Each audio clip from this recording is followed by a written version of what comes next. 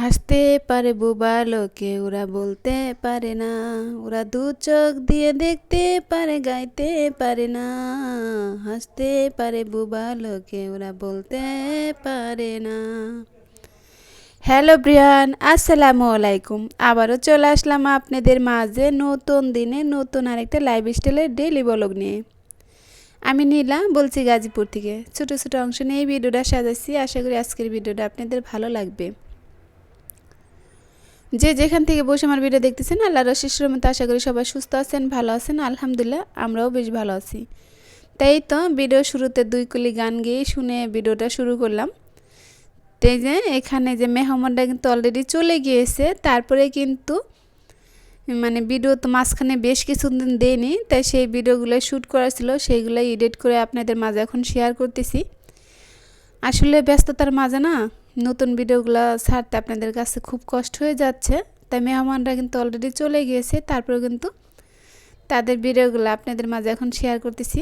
তাই তো এটা আমার ভাস্তি। আর এই যে ভিডিও শুরুতে যে বলছিলাম দুই কেলি গান, সেটাই আপনাদের মাঝে শেয়ার করি। কেন বলছি, এই যে এটা আমার ছোটো বোন, মানে আমার ছোটো, আমরা 4 বোন 1 ভাই।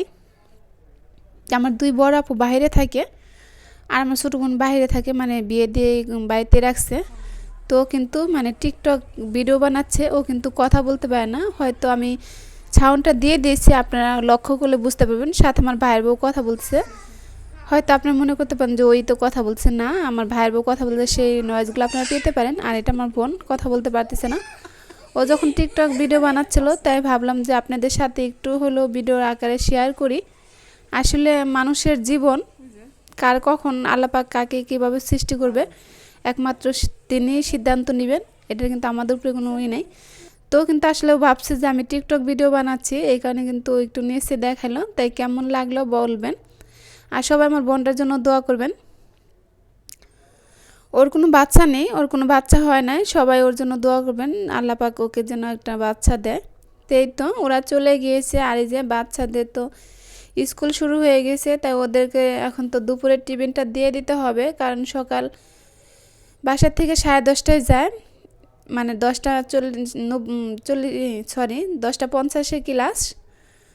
তাই তো 11টার আগে স্কুলে যেয়ে পৌঁছতে হয়, 10:30 বাসা থেকে যায়, 10:20-15 বাসা থেকে বেরোয়।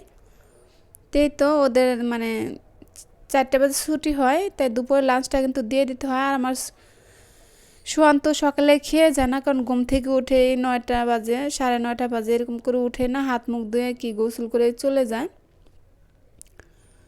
তো এই কারণে ভাবলাম যে সকালেও না খেয়ে যায়, তারপর যদি দুপুরে না খাই থেকে বাচ্চাটা অসুস্থ হয়ে পড়বে।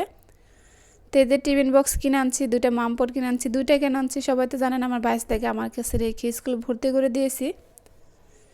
তো এই কারণেই কিন্তু মানে 2টা করে আনা হয়েছে, 2টা মামপট, 2টা টিফিন বক্স। আসলে সোহানকে স্কুলে খাবার দিতেও খুব ভয় লাগে, কারণ মাছ বেছে খেতে পারে না, আবার ভাত মেখে খেতে পারে না। তাই সবাই আমার বাচ্চাদের জন্য দোয়া করবেন যেন সব কিছু একা একা করতে পারে। আর এই যে এখানে রান্নাটা বসিয়ে দিচ্ছি, আর এখানে 3 দিনের ভিডিও অ্যাড করে কিন্তু একটা ভিডিও এডিট করেছি, কিছু মনে করবেন না। তো এই তো এখানে আজকে রান্না করব চিংড়ি মাছ দিয়ে, সিম আলু টমেটো দিয়ে রান্না করব, কারণ ঘরে বেশি সবজি ছিল না, আর মানে আনতেও মনে ছিল না। দিনে কিন্তু অনেকবার এই বাইরে যাওয়া হচ্ছে, মনে ছিল না। তো এখন রান্না করতে এসে দেখি যে সবজি নাই, তো অনেক অলসতা বোধ করছিলাম, এই কোন আর নিচে নামছি না। তাই ঘরে যা ছিল অল্প কিছু মানে সিম ছিল, সেটি দিয়েই আলু দিয়ে অল্প একটু তরকারি রান্না করব।